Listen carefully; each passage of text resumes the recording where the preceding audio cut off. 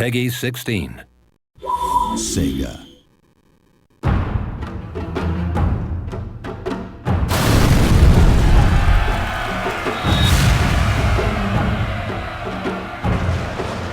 The Fall of the Samurai features the most advanced weaponry ever seen in a Total War game. Even things like just straightforward rifle technology have come on enormously. It's more furious, faster reloading, more death. Over 50 new land and sea units change the rules of engagement, giving battles an entirely different feel. Some of the most interesting ones on land are obviously the Gatling gun, but we've also got a lot of new line infantry units and riflemen. And on sea, got lots of ironclad ships and the torpedo boat, which is perhaps a favourite of mine.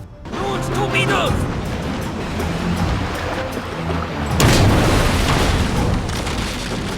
My favourite new ship is definitely the gunboat. You can buy loads of them, get them all together and basically clog their gun ports up with matchwood.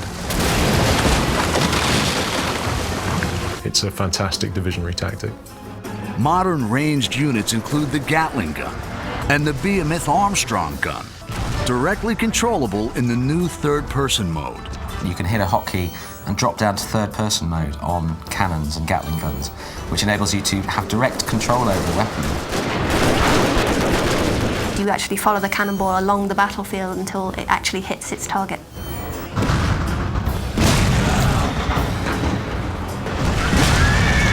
The downside, obviously, is that it means that you're not really paying attention to the rest of the battlefield, so it can be quite dangerously distracting.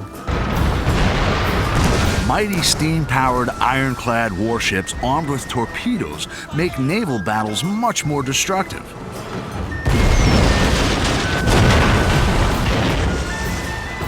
Naval technology went from basically the ancient age of sail to modern warfare, and being able to fire cannons a few hundred meters to being able to fire tens of miles. We've really put a lot of effort into the naval battles. They're the best naval battles we've ever done, I think.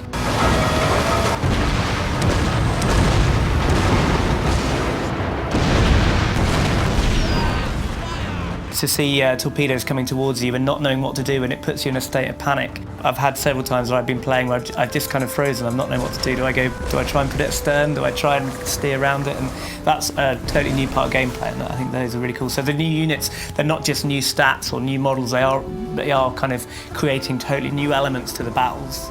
The increased power of naval weaponry allows fleets to play a greater strategic role. Turn the tide of conflict by directing devastating naval bombardments against enemy fleets and settlements. A nearby navy can reinforce that land battle, and actually you can call in an artillery strike from the navy. So you can select your general and you can pick a location on the map, and you'll basically just see a huge artillery bombardment raining down fire onto the enemy. And you have to time those right because they're not immediate, so you have to kind of try and predict where you should be calling it. They're really good fun. Attempt a naval assault on an occupied enemy port to fight the new port siege battle type. The attackers will sail in to a coastal region. The defenders will actually have artillery mounted on the coast that they can use to bombard the attacking ships, as well as having their own fleet to back up. So there's a whole new battle type. Upgrade your castles with deadly matchlock or Gatling gun towers to give a new dimension to sieges on land.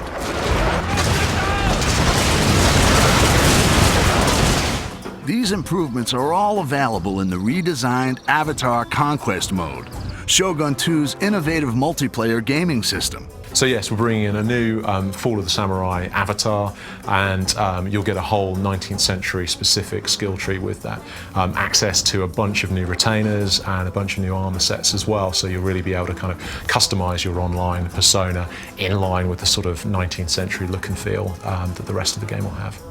Featuring an expanded 19th century conquest map, new retainers and upgrades for your avatar, multiplayer returns to Total War bigger and better than ever.